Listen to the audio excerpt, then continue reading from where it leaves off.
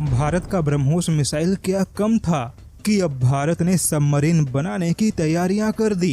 दरअसल अब चीन कुछ ऐसे ही सवालों से परेशान होगा, क्योंकि दक्षिणी चीन सागर में अब भारत अपनी रणनीतिक उपस्थिति दर्ज करवा चुका है।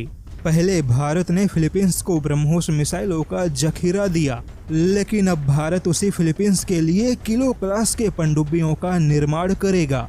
जैसा कि फिलीपींस दक्षिणी चीन सागर में चीन के आक्रामक विस्तारवादी नीतियों से परेशान है और फिलीपींस जो कि चीन के इतने बड़े खतरे का सामना कर रहा है, फिर भी फिलीपींस के पास एक भी पनडुब्बियों का बेड़ा नहीं है। अब ऐसे में फिलीपींस के पहले पनडुब्बियों के बेड़े का निर्माण कहीं ना कहीं भारत के हाथों होने की पूरी संभावना है।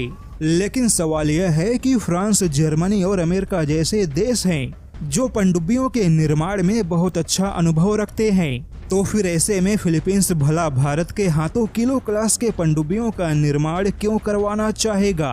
तो इसका सीधा जवाब यह है कि फिलीपींस ने फ्रांस के स्कॉर्पियन क्लास के पनडुब्बियों के बारे में विचार किया, लेकिन फ्रांस ने इसके लिए बहुत ज्यादा कीमत मांगी और पैसों के तंगी से जूझ रहा फिलीपींस फ्रांस या फिर किसी और देश के पनडुब्बियों के बजट को संभाल नहीं सकता।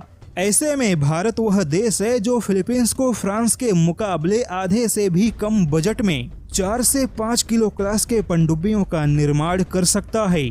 और जैसा कि फिलीपींस की नौसेना अभी तक पनडुब्बियों के बेड़े को चलाना और संभालना नहीं जानती, ऐसे में भारत की नौसेना फिलीपींस के पनडुब्बियों के रख रखाव और पनडुब्बियों से युद्ध की नीतियों को बनाना, यहाँ तक कि युद्ध में पनडुब्बियों का कैसे कुशलता पूर्वक संचालन किया जाए, इन सारी बातों की ट्रेनिंग देगी। अब देखा जाए तो यह कहीं ना कहीं दक्षिणी चीन सागर में चीन के विरुद्ध भारत की सबसे बड़ी रणनीतिक उपस्थिति होगी।